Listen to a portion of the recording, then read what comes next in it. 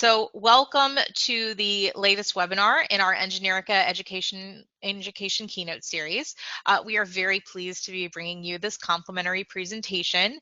So for those of you new to us, Engineerica specializes in academic center management systems for higher education, and you might be familiar with some of our software applications such as Academia, and I do want to give a special welcome to any Engineerica clients who are joining us today. And for those of you who are not yet clients, I do want to let you know that we are offering a complimentary trial of Academia, our most popular center management system. This gives you the opportunity to use Academia for an entire semester risk-free to see if it helps make management of your center and data collection easier. And if you're interested in that, you can send me an email at rachelc@engineerica.com. So we started this keynote series for our clients and contacts who wanted to learn more about best practices and trends in higher education. Each month we feature a distinguished speaker to talk about hot topics in the academic support field. We will send out an announcement for our April presentation when we start promoting that. So keep an eye out for that on your emails and our social media channels. I also want to let you know about our live conference that we organize near our company's headquarters in Orlando, Florida, which will host many presentations just like this one, along with software training for clients. This will be our third time hosting this conference. It's always a lot of fun, and we are currently working on plans for February 7th through 9th, 2027 is going to be our next event. That's going to be at the Celeste Hotel in Orlando, Florida, so just over a year away. Mark your calendars and keep an eye on your emails because we will be announcing more details about that soon. So a quick introduction to myself. I'm Rachel Cook. I am a client success manager with Engineerica. I was previously a learning center manager for 6 years. So like all of you, I am very passionate about higher education and student success. And I'm very excited to be the one organizing and hosting these presentations. I also have with me Nick Armstrong. He's one of our technical support specialists. He's here as my backup and also to help with any technical questions that come up on our end, the speaker's end, or yours. And now, finally, I am pleased to introduce you to this month's speaker. Dr. Samantha Crandall has been working in higher education since 2008, primarily in learning support and developmental education, and has been researching and cultivating best practices on better supporting neurodiverse students since 2021, when she began working with the Transitioning Learners to College program for high school students with IEPs. Through a Maricopa Creative Pathways project, she designed families of academic support strategies specific to neurodivergence, each mapped to executive function domains. She is engaged in giving voice to adult diagnosed neurodivergent professionals in higher education through a collaborative autoethnographic study. I practiced that one, and related research and speaking engagements. Her latest project is a pilot student success program for neurodivergent students called ND Success, which provides body doubling and weekly workshops on a variety of neurodiversity topics. Dr. Crandall holds a bachelor's degree in mathematics from Missouri State University, a master's degree in mathematics from Purdue University, and a doctorate degree in instructional leadership with an emphasis in higher education from Lindenwood University. She currently works as the Learning Commons Manager at Phoenix College and is a tutoring network co-chair for the National Organization for Student Success. I am so excited about this presentation. As a gamer myself, I know you're incorporating a lot of that into today. So I am going to go ahead and make you the presenter, Sam, and let you have the floor. Thank you so much for that wonderful introduction, Rachel, and thank you for having me, as well as Engineerica for sponsoring this. So welcome to this session titled XP Boost, Side Quests that Level Up Your Student Learning. So I definitely leaned into this sort of gaming aspect, but fun fact, I stopped playing video games after they were no longer 2D. So that's why I have these old school graphics on this slideshow here. Those are making a comeback, though. They are. And actually, you can find a lot of the original games are now like open source on the internet. So really fun. So we already had kind of an introduction here of some of the work that I've done previously, but I also think that it's really important to point out that I am an adult diagnosed neurodivergent woman. And so in the field of neurodiversity, it's really important to have neurodivergent representation. kind of building on the disability rights movement of nothing about us without us. I am very happy to provide that voice throughout this presentation. I go by Sam. My pronouns are she, her. I have long, it looks like brownish hair right now, but it's kind of coppery. It shines red in the sun. I'm wearing a black and various shades of pink blouse that is roughly floral, difficult to tell in here. While my background is slightly blurred, I think most people can also see that I have a very messy office. In preparing my space for the webinar, I have my water bottle and I have my coffee. So neurodivergent folks are often refer to this as the beverage goblin sort of thing, that we usually have multiple, sometimes up to 3. Something just for fun would be the third one. I also have a comfy blanket and I have my shoes off for this presentation. So I'm sharing some of this out loud because when you're adult, when you receive a diagnosis under the neurodivergent umbrella as an adult, it doesn't come with a handbook. And so we have to find ways to accommodate ourselves and to learn language to be able to advocate for ourselves. So I've taken up that habit to kind of narrate some of the things that I'm doing in order to support my regulatory needs. Let's see. So when our students enroll in college, it's best practice at a lot of institutions to create an educational plan for them. So students enter and they have kind of this map of their courses that they're going to take, and they know roughly what courses they're taking each semester. They're aiming to do well in their courses, and they're hoping to be able to follow that map and end up with their degree at the end. Along the way, we might have some different obstacles that happen. And so I'm going to have Rachel is going to pull up a video that describes this concept called the wall of awful. As one of the biggest hurdles towards a student's academic success. Hello, brains! Who here has had a really hard time with something that should be really easy? Yeah, apparently there's a reason for that. I met Brendan Mahan at the International Conference on ADHD last year, and he had the best explanation for why simple things can be so difficult that I have ever heard. And it's a metaphor. I really like metaphors.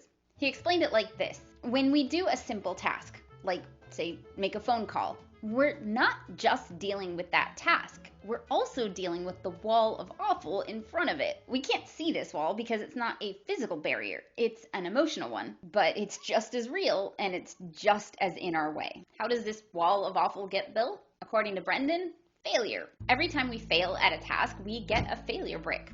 And with that failure brick comes a disappointment brick. But we don't usually only disappoint ourselves when we fail.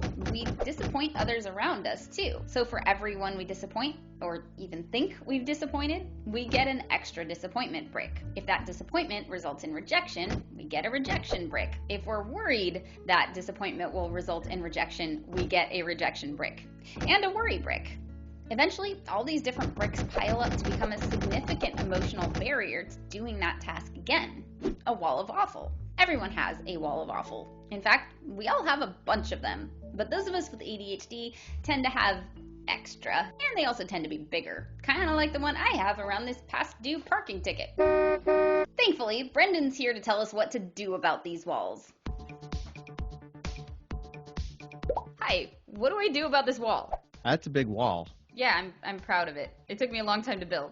Okay, so we need to get to the other side of it to do the thing. Or I could just not do it. No, doing it is a good plan. So there are 5 ways people try to get past the wall of awful. 2 don't work. 3 of them work, but one of those is totally unhealthy and not a good plan. The 2 that don't work are staring at it, sort of like we're doing right now, and going around it. So staring at it doesn't engage in the wall in any way, and it's not useful. Going around it, it's just not possible. Why can't I go around the wall? Because it's a metaphor and it's infinitely wide. I know because I made it up. The first way that works to get us past the wall is we can turn green, we can get some purple pants, we can get really mad, and we can Hulk smash our way through this wall. But that also means we have to get really angry. And that anger damages our relationship. Because we might turn to our friend and be like, fine, I'll do the dishes. God, just shut up about it. And now I'm hurting that relationship. I mean, I got past my wall of awful for the dishes, but it's not healthy. The other option is to Hulk smash inwardly, which is when we start thinking about how much we suck and wondering, why can't I just do this? What's wrong with me? That kind of stuff. That self-flagellation eventually gives us the energy to push through the wall. But that damages our self-esteem. It's hurting our relationship with ourselves. So Hulk smash is not a good plan.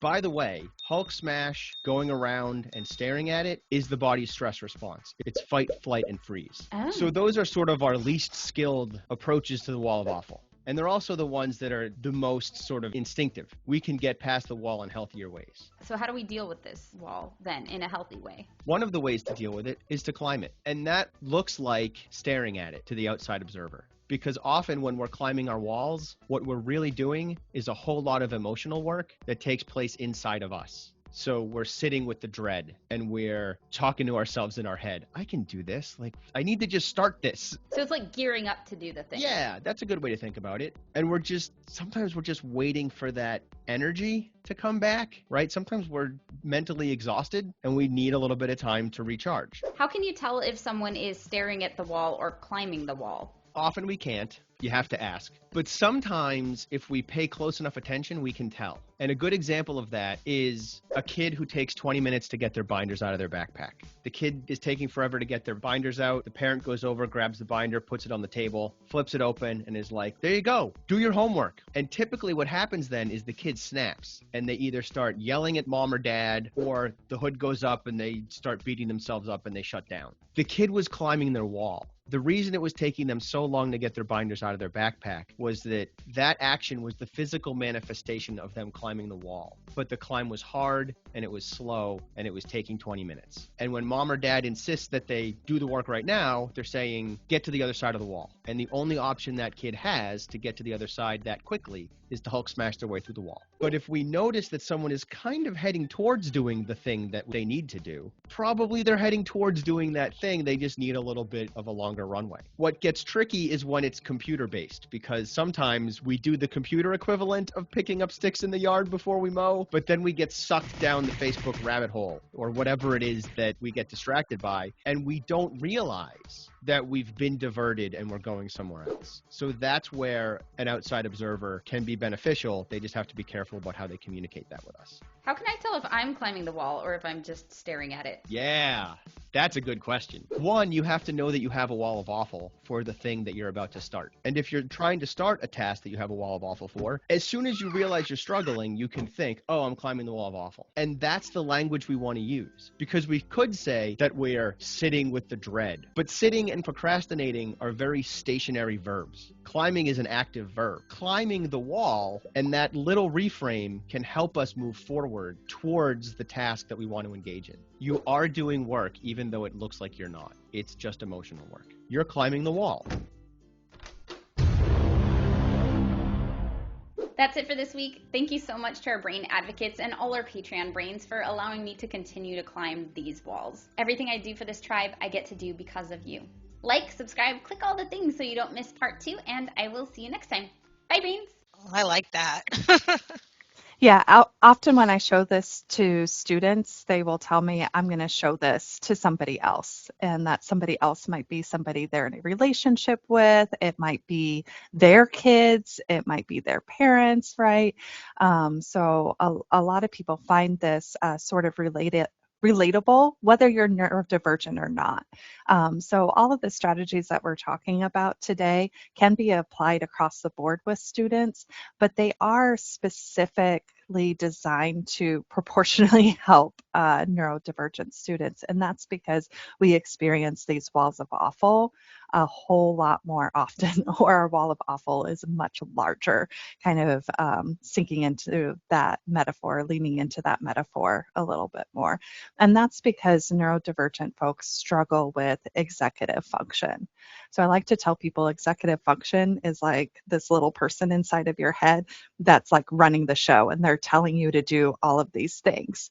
And they can even be things that you want to do, but when the executive function isn't functioning, there's just this huge disconnect between I know I need to do this, or I know that I want to do this, to actually getting to the point where we're doing it, and we're doing it in a manner that we're not going to get distracted, or in a manner that we're able to put our full effort and energy into it. So a lot of different things can happen to cause our executive function to kind of just turn off, either before a task or during a task. So executive function really is looking at this planning, focus, or control. It can impede our ability for self-regulation. So we might jump into things impulsively. Yes, I'll go and do this instead of doing this other thing that I might have a wall of awful for. We may also get stuck being able to recall the specific information, or how to apply the information that we need in order to do the task at hand. And so we can get really stuck in these different ways, and then that creates overwhelm. It can also send individuals into a shame spiral. So neurodivergent folks hear a lot more negative attributes assigned to them in childhood, because in the video, staring at that wall looks like noncompliance, laziness, procrastination, right? All of these different behaviors that we might see as just poor student behaviors, when really they are trying to climb this wall of awful and they don't have any supports for it. So when executive function is dysfunctioning, that impacts our ability to prioritize our tasks, to plan out our tasks, organize either information or organize our to-do list. And then also just getting started on it. So I'm hoping you're getting the idea here that all of this really directly applies to student learning. If we're not able to get to that task initiation part and sustain ourselves through completing that task, then what that looks like on the instructor side is a student that's not turning in the work, a student that is consistently late to class. And there can be poor students that have this type of thing. So I get asked a lot, like, how do I know that it is executive function instead of procrastination? And all you really need to do is talk to the student and ask them. And so just a technique is, okay, well, what happens when you go to start the task? Right. Well, I zone out and I have difficulty transitioning from one thing to another. A neurodivergent individual that's struggling with executive function, when you ask them for details about how they approach things, what their morning looks like or what their evening looks like, kind of getting ready to go to sleep, they will have a lot of detail, a lot of additional steps are needed in order for them to do anything. So as we saw in the video, our least skilled options with dealing with the wall of awful is to stare at it, to try to go around it, which doesn't happen, to try to Hulk smash it, or the one that gets me in the feels every time is the Hulk smash yourself, right? That these negative attributes that have been ascribed to you by significant adults in your life, like guardians, parents, teachers, right? We start internalizing that themselves. And so when I work with students, there's often this aha or revelation sort of period where they say, you mean I'm not broken? Oh, this is neurodivergence. I thought I was just a Taurus or something. I just thought this other thing. You mean that's not a moral failing on my part? if my attention drifts while somebody's talking to me, because I really care about what they're saying. So by learning about executive function and learning that there are tools to be able to use when you experience this wall of awful, we empower students and we help them rewrite their life scripts. So I want to read this specific quotation. This is from a webinar, how I calm my dysregulated ADHD nervous system by attitude. And they said, before I understood my own neurodivergence, I simply thought I couldn't cope with life as well as others. I blamed myself for being overly sensitive, reactive, or stuck in cycles of burnout. What I didn't realize was that I had spent decades living with a chronically dysregulated nervous system. So when we have this nervous system dysregulation, that's why we're seeing that fight, flight, or freeze sort of reactions to the wall of awful. So what I did in my Maricopa Creative Pathways, this was a 6-month program where I was able to have dedicated time to do a deep dive into neurodiversity and develop academic support strategies. Is I took a look at each of the domains of executive function, which you're seeing situated on the left-hand part of the slides. These are activation, action, focus, energy, emotion, and memory. And I match them up with non-traditional academic support strategies. So what I found in the Learning Center, I do a lot of study consults with students, is that they would come to me because they didn't do well in an exam and they want study skills, or their teacher directed them, go to the Learning Center. They can help you with study skills, but that often wasn't the help that students needed. And so there's really a significant gap in the research when it comes to understanding executive function and how that impacts academic student success. So there's more research about kind of the mental health from like a clinician or psychological standpoint, but not as much directly related to how do we support students in our learning spaces, so inside and outside of the classroom. So what we're going to do is I'm going to give a brief explanation of each of these different domains. And then I have 6 different student examples of things that you might hear in a learning center or as you're interacting with students and they're sharing some of their struggles with their work. And I'm going to ask you to identify the executive function domain that matches with the strategy. After we've identified the executive function domain, then I'll talk about some support strategies.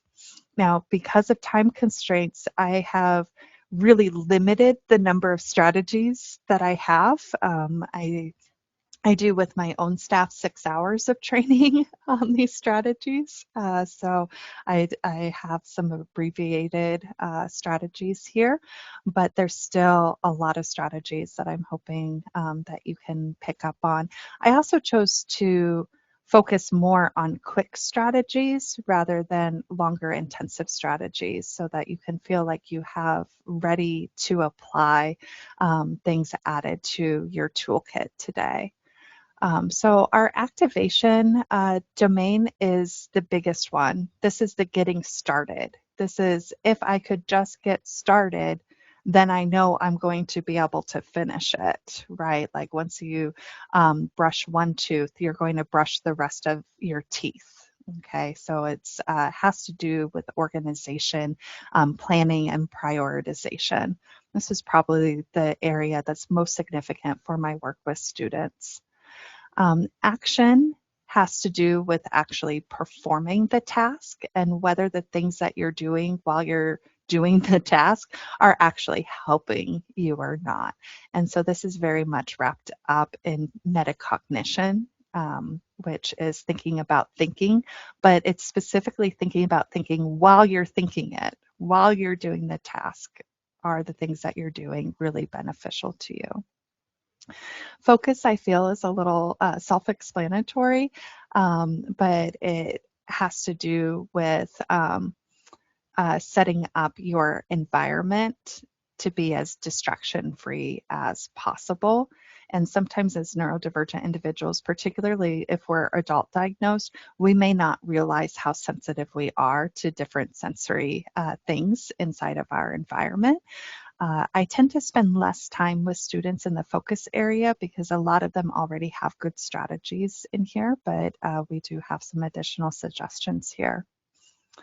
The energy domain is actually called effort, but I struggle with that label because oftentimes our neurodivergent students are putting in way more effort. They're just experiencing less positive results. And so the effort domain is really just about the energy, and that you can get started with something and just get drained, and possibly drained faster than others. Or some days, even within yourself, some days you might get drained more quickly than other days. Is very situational. Emotion is another one that I think we're a little bit more familiar with, but in the neurodivergent realm, we tend to experience emotions more intensely and have more severe dysregulation that can lead to meltdowns and shutdowns. So our emotion domain is really important here. Also because there are a lot of comorbidities between neurodevelopmental conditions like autism and ADHD, along with mental health like depression, anxiety, or complex PTSD. So this is a really important realm. I also really encourage strong partnerships between learning centers and counseling departments to help with the emotional domain. And then memory is really fascinating with neurodivergent people because memory is actually a strength. But when we experience distress or chronically dysregulated nervous system, as was our quote, that tends to make us fuzzier.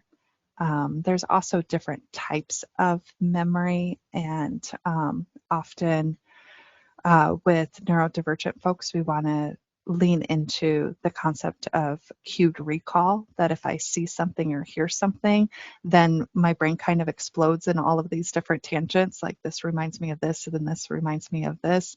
And so that's something that we can utilize when working with students and helping them form those tangential connections. So when they see something, we get the brain lit up like a Christmas tree with all of these associations.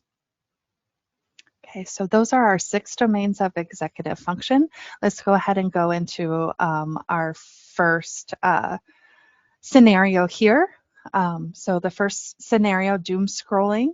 Tabitha has plenty of time to do her work, but she cannot get motivated to do it. She often gets on her phone when she has to study or write papers and spends hours scrolling through social media or texting a few friends. She often finds herself staying up late to complete assignments. So what I'd like for you to do in the Q&A is, out of those 6 domain options, just tell us what you think is being most impacted in this scenario. I'm seeing activation and focus, like kind of an equal measure, but exclusively those two. Yeah, very good. So with executive function, it is true that we can impact more than one domain at the same time. And so that can be a struggle if you're providing support to the student of figuring out, okay, I think it could be activation and it could be focus. And so sometimes it's helpful to be able to follow up with the student and ask more specific questions to kind of like figure out which of these 2 domains we're really going for. And so on this particular one, we are going for activation, looking at being able to start the task. does have a little bit of, feeling this lack of motivation, that maybe rather do anything but this task. I have a meme that I show with students of a woman vacuuming the desert mountainside. And it says me doing anything but the task I'm supposed to be doing. So that's kind of what's happening in this area with the doom scrolling. And so, what are some things that we can do for activation? It's really about the prep. It's using these side quests to do productive procrastination, doing something that's going to lead to us actually being able to do the task. And sometimes what we need to do is just redefine what done is. Instead of done being the task itself, maybe done could be 20 minutes on the task. I call that one pomodoro or a tomato, and I'll literally actually draw tomatoes by my to-do list because I haven't completed that task, but I've spent 20 minutes on that task, and I feel like I should get credit for that 20 minutes. One thing that I have an issue with our learning management system is that all of the due dates are put on a to-do list. There's a big difference between DUE when your assignments are due and the actual tasks that you need in order to be able to turn your assignment in on time. And so I really encourage students to break their assignments into smaller pieces into a to-do list. Now, sometimes that's a struggle as well. That's part of this domain, is struggling with being able to break tasks down. And so I do sometimes recommend an AI tool called Goblin.tools, where you can put any task. I put cleaning my living room in it, but I also put write a research paper, and it did a really good job of breaking that into different tasks. And it also will give time estimates, so that can be really illuminating to students. Oh, it takes 16 hours to do a research paper. That's why I can't start on it on the day that it's DUE. Another suggestion for the activation domain is to take the simplest thing. So this is taking it one step further, that I'm redefining what done is in a different way. So instead of the entire task, I'm going to find the simplest or the smallest piece that I can do with that. And the idea is to make it so easy that you can't fail at it. So if I have a large pile of laundry, I might tell myself to fold one shirt. As soon as I fold one shirt, I'm going to want to fold them all, and I'm going to get all of my stacks. Now, I still struggle with then putting them away, but that gets me started on the folding task. That technique is from a book called Tiny Habits, that talks about just what can you accomplish in 2 minutes to kind of just get that initial start. Right. Our next scenario is a boring assignment. Jarvis likes learning, but only when it interests him. He really likes his college algebra class because he doesn't have to study much to earn good grades. However, he is struggling in his writing class. Jarvis is having difficulty starting writing assignments and doesn't have a rough draft.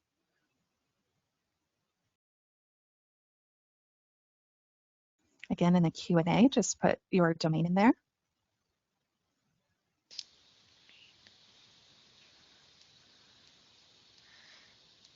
Seeing action, energy, activation, action, energy, mostly action and energy, it looks like.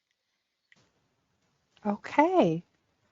Yeah, so another thing that can happen with these domains is that difficulties in one domain can then make it appear as though other domains are being impacted.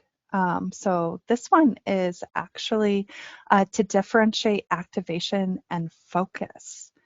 And the reason why I know that it's focus rather than an activation or an action is because of the piece in there that the student has no difficulty with the college algebra.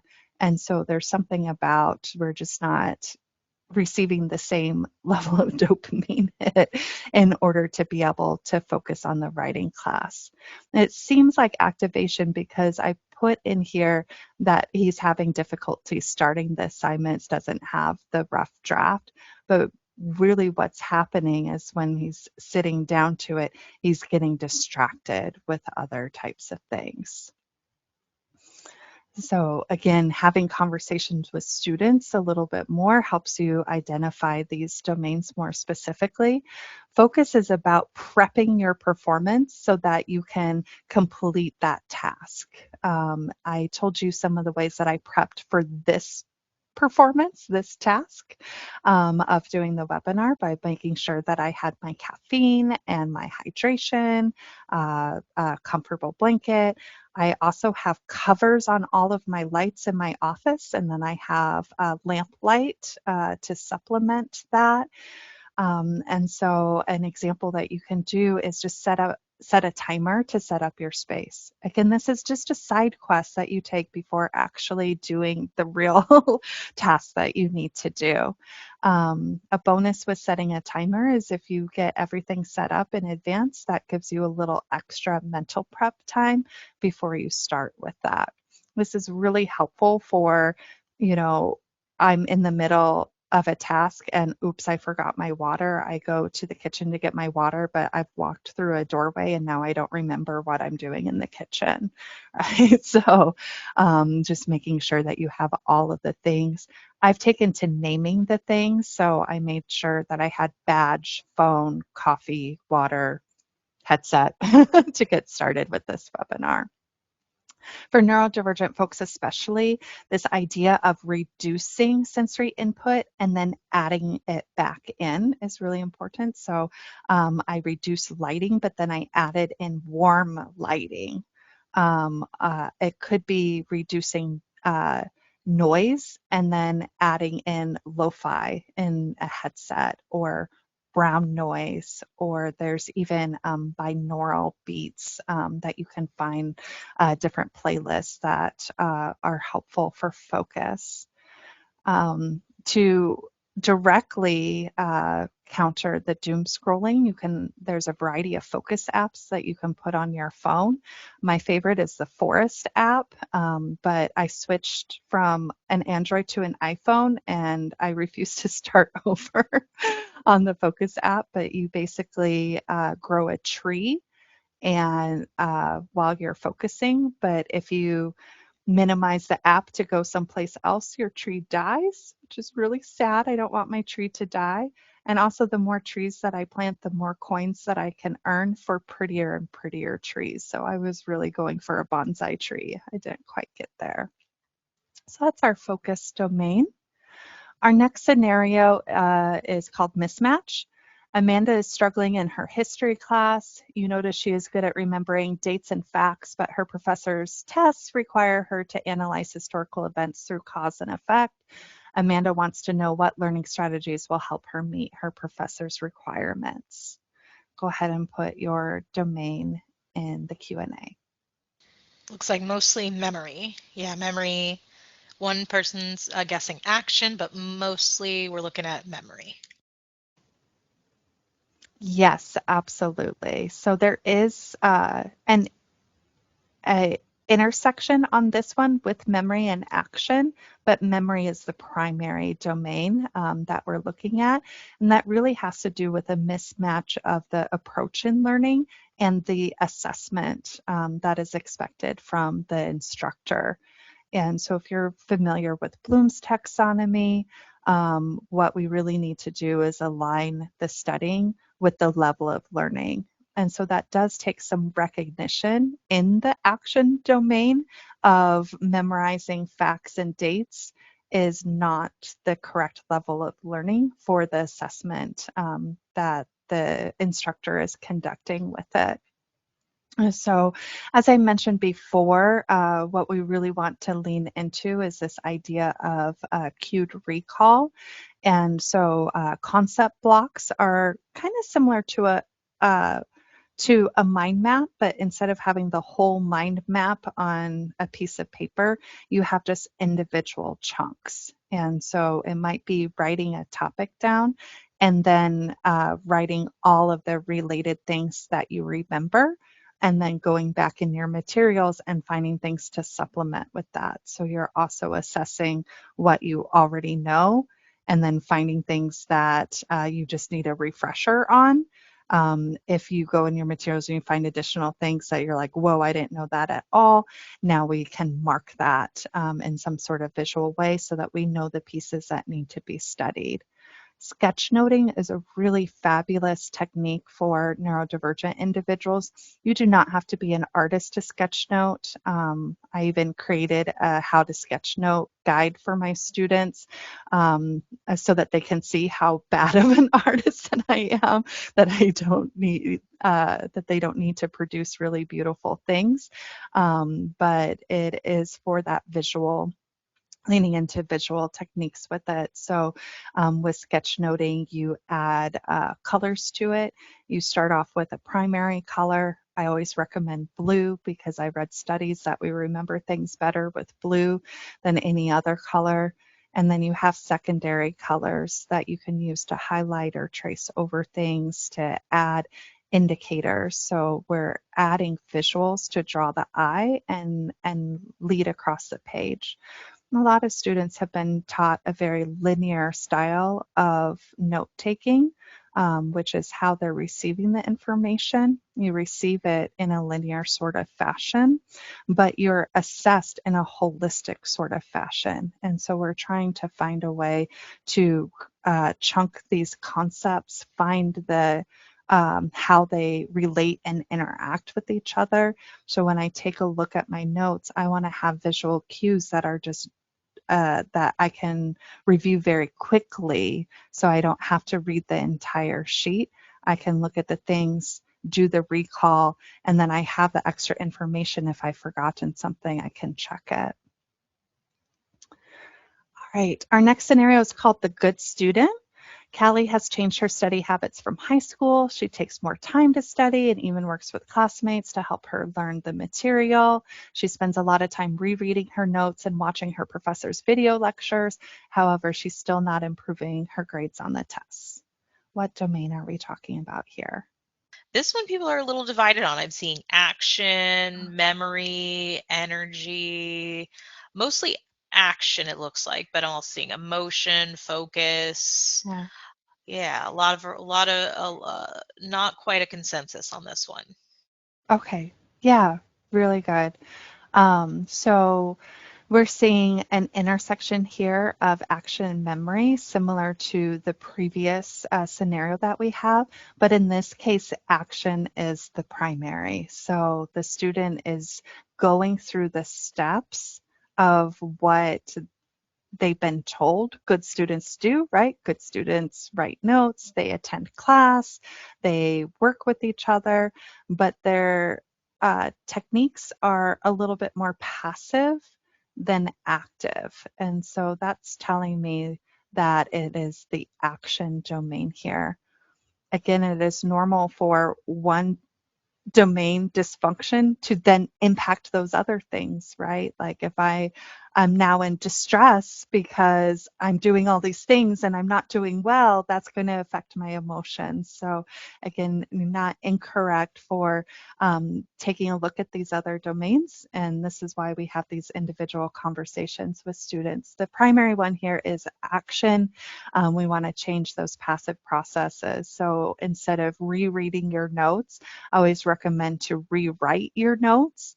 And students are really nervous about that sometimes because they have 5 pages of notes, and I have to tell them we're not actually rewriting 5 pages of notes because that's passive again. So what we're doing is we're looking at those notes and we're processing it and we're compressing that material into the bare essentials. So if I already know something about a piece of information, I don't have to rewrite that. I just have to write indicators and things that are going to jog my memory for that. And so we might spend some time thinking about all the things we can do before homework that's actually going to make the homework more efficient, as well as talking about what we do after the homework is now we've tested and we've seen, is our material helping us with this action, right?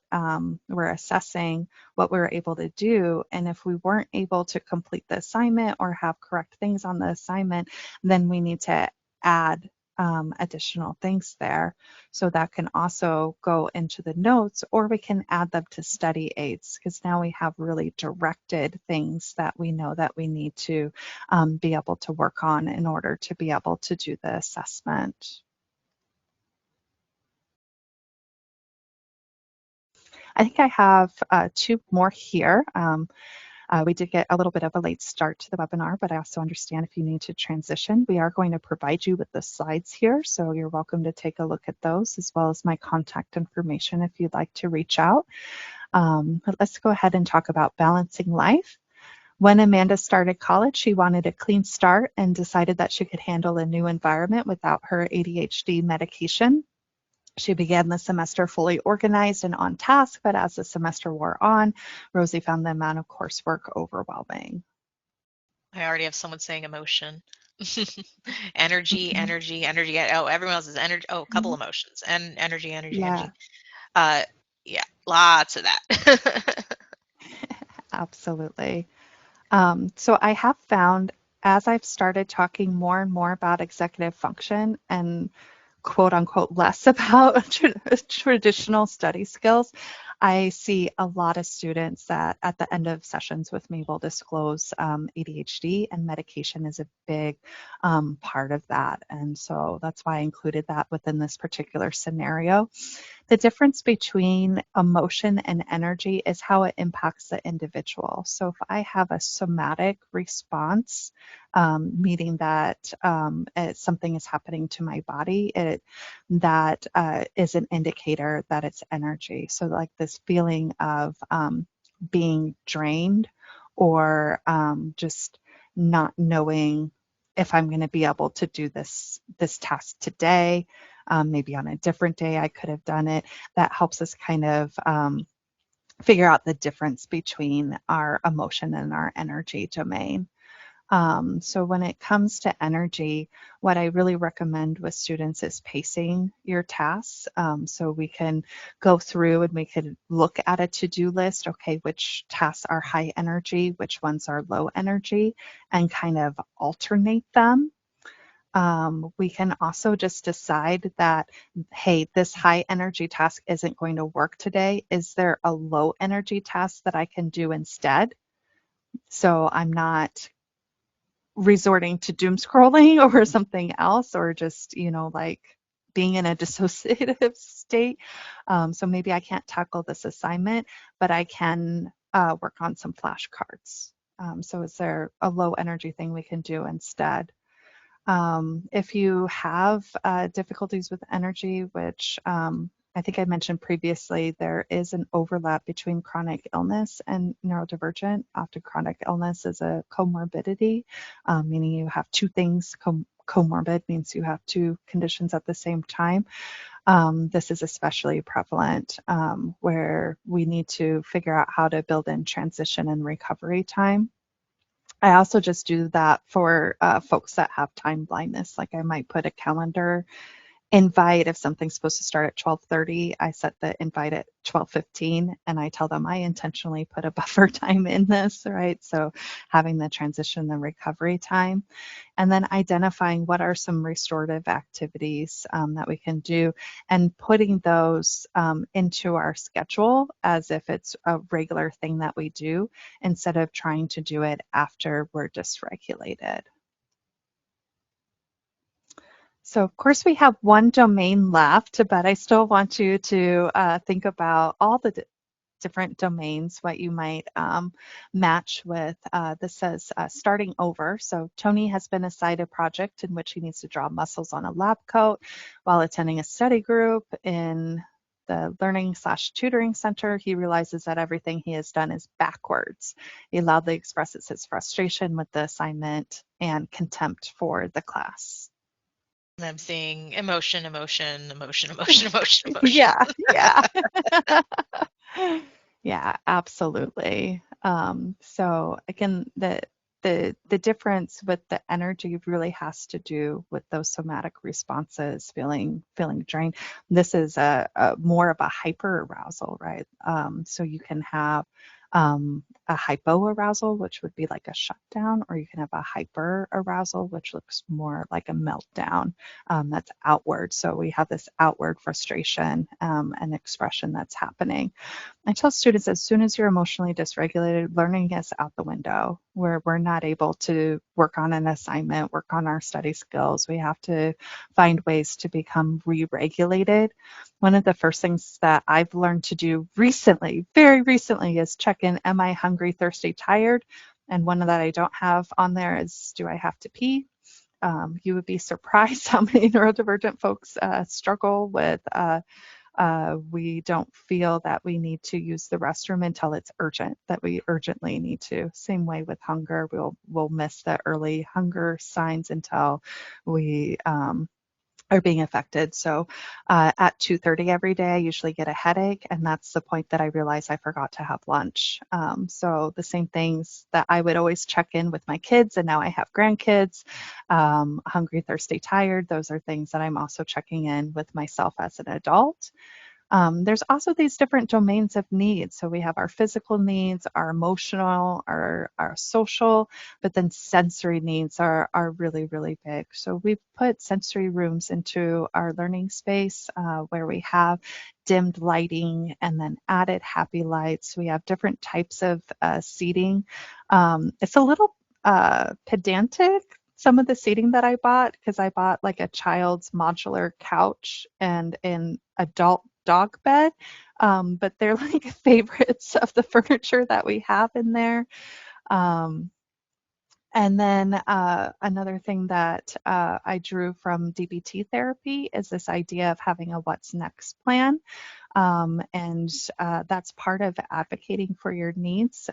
Before I go into meltdown or shutdown, I want to communicate with those that are close to me or around me or might be working with me so that I know these types of needs. So, for example, part of my son's what's next plan is chewing on ice. So when he has a meltdown, I get crushed ice and have that available for him when he's able to unfreeze himself and add in movement.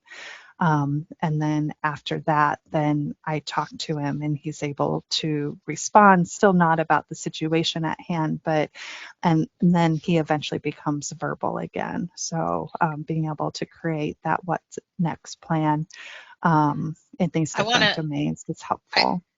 we've gotten a comment from somebody in the questions box that I want to point out that Okay. relates to this. So it's just Rebecca says, I've heard something similar referred to as halt. Halt and ask yourself, are you hungry, angry, lonely, or tired? And I love that. Mm.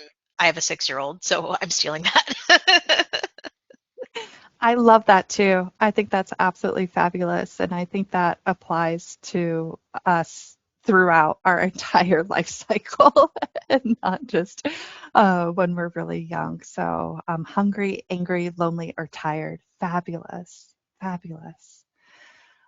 So that's where we're at for today.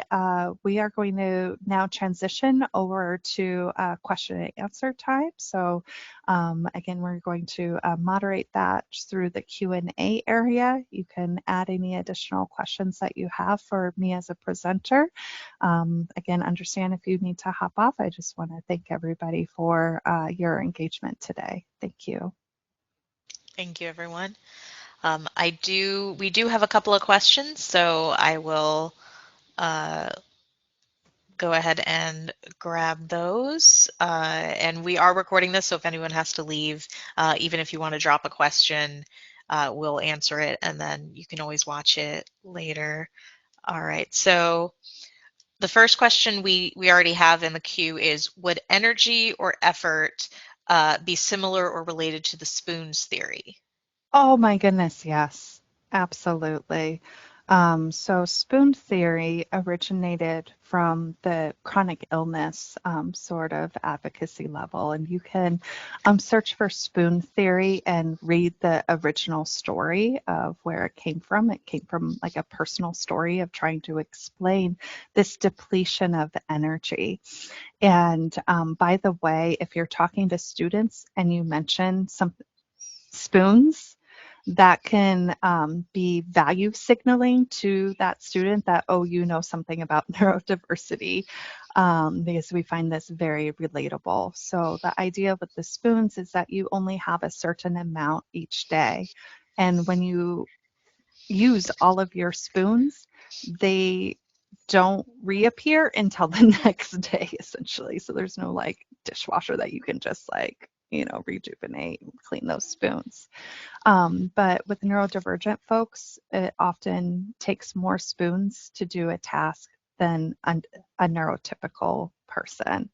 And so we may place this blame on ourselves, or others may place blame on us for not being able to accomplish as much. There's a lot of like strive for perfectionism or having an outward appearance as though we're fine, but really we have these higher energy costs in day-to-day activities. We can also find that if we're dysregulated, that something now costs more spoons than it did the previous day. And so it's very situational as far as I don't know how many spoons I'm going to have each day, because they change. They change. And I don't know how much even this activity, this was completely fine for me before. Why am I not able to do it now? So that's kind of our spoon theory in a nutshell, and it is absolutely related to this energy or effort domain of executive function. I play D&D, and I've heard a lot of folks say that, or some folks say that it's similar to spell slots, where you only have a certain number of spell slots a day. Once they're used up, you can replenish them, but you need special items or actions for that, and you're limited in. And if you want to do more powerful spells, that takes up more spell slots or a higher level spell slot. It's so I that was a way that I was able to understand it a little easier. The next question is someone who is diagnosed with anxiety or depression considered neurodivergent?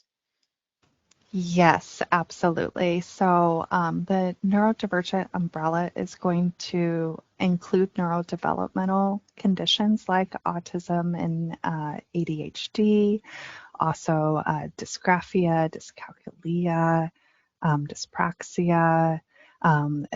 It's a very wide umbrella. It also captures mental health. I think I mentioned PTSD, anxiety, depression. And so the reason why we look at a neurodiversity umbrella instead of individual diagnoses is because there's so much shared across, as well as there's high comorbidity rates, meaning that if I have one of those diagnoses, I often have another one.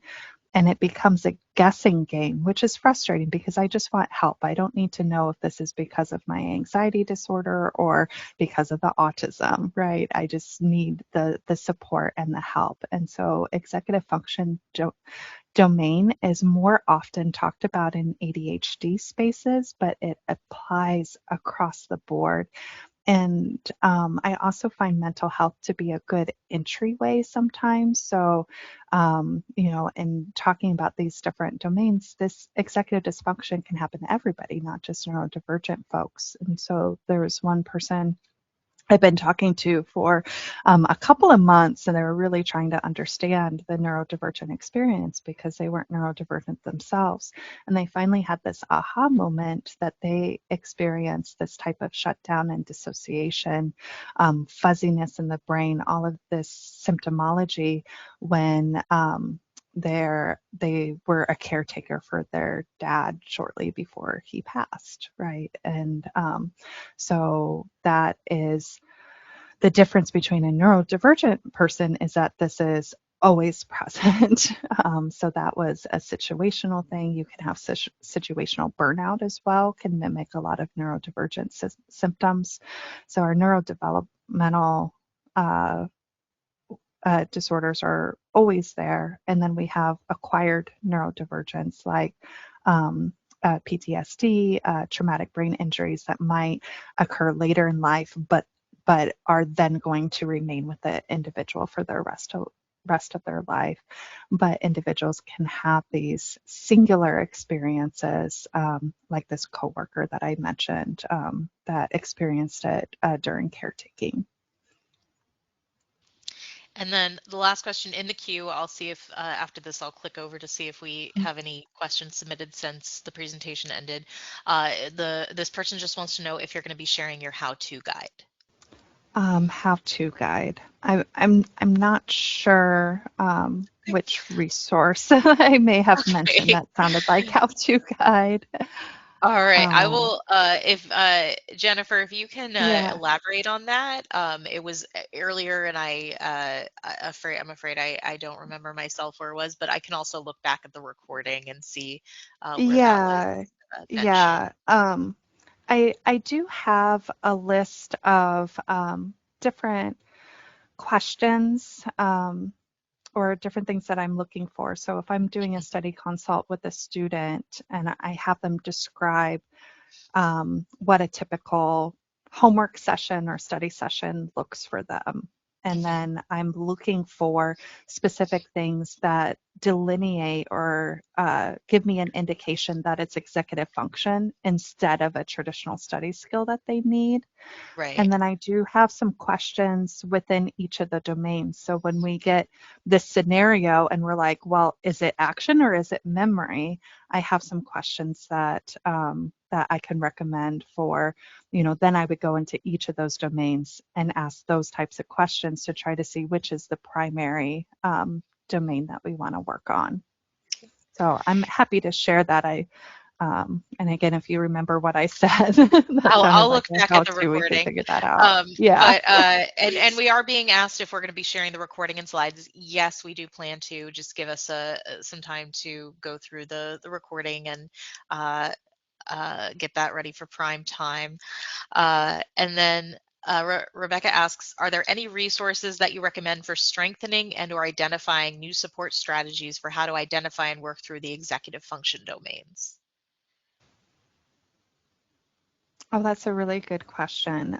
So the video that we watched that was talking about the wall of awful, that was by, I might get her name wrong, Jessica McHale, I think, has a YouTube channel called How to ADHD. And so if you like video content, you can go to her YouTube channel. She also put it in a book, which is my modality that I prefer. And in developing these strategies, I still had to take them and apply them specifically to academics. But I found the most inspiration from the How to ADHD book. And again, it's a lot of these strategies. It's not just ADHD, it's the whole neurodivergent umbrella that we can apply it to. So that would be something, a resource that I would recommend for understanding the neurodivergent experience a little bit more, and supports that can be put in place by the individual. Again, you may have to adapt it a little bit further to academics, but that would be a really good place. I am doing an IRB approved research right now on some of the support strategies that I've developed within these domains, and the hope is to have a future publication so that folks can see it within the academic literature in that specific application. All right, and next question, how can we better support students who struggle with task initiation when they're on their own? I help my students create plans, but their biggest obstacle until this point has been acting on those plans, and it seems to be more so because of technology distractions. Loaded question, but maybe an experience you can share. Yeah, absolutely. So one of the strategies I didn't touch upon within this session, but is kind of speaks to the scenario, is this idea of body doubling. So if I want to exercise more, I have this whole equipment area in my living room. So it's in my line of sight. I have my yoga mat, I have my weights, everything, but I still don't work out unless I go to the gym, right? Because the gym is the environment in which working out happens, and there's other people there that are working out. So I would feel kind of silly not working out. It's like this internal accountability that is easier for neurodivergent individuals to respond to than their own personal accountability. So we have a couple of things on my campus. We have a Procrastinators United group, which just meets once a week because that's the capacity of the person, who set it up, but it's once a week in a specific space with low lighting and windows. And in that space, students come in, they usually don't talk to each other. I do supply a tutor for that space, and sometimes they're utilized, but students show up to 24 students will show up, do their work for an hour, and then leave without interaction. In the success group that I'm running, we have group study times that are available with both an in-person and a virtual option. And I have found not just working on assignments, but also making phone calls, scheduling appointments. We body doubled scheduling with a therapist. All sorts of things happen with that, even in the virtual environment. And I have a hard time with that. Just, I don't know if it's my generation, but I was concerned, when nobody wanted to put their video on, but then there's all these things happening in the chat or the end of the session, people saying like, thank you for having this. I needed this. I've had people say, I'm really struggling, but I knew that the next day, I was able to log in on this study group. So I do think body doubling is one of the most powerful strategies for helping students with that task initiation after they have the plan, right? They've already gone through all of those steps, and now we just need to implement it. We have this accountability buddy that's going to help us with that. Students can do that on Discord. There's bots that run that, just like, hey, I'm going to start a writing session for 10 minutes, and then it populates with a bunch of people that you don't even know, but you have that 10-minute spree. Yeah. All right, and I am seeing somebody mention that the how-to guide was the about sketchnoting. Sketchnoting, yes. Yeah. Thank Sure. you, Natasha.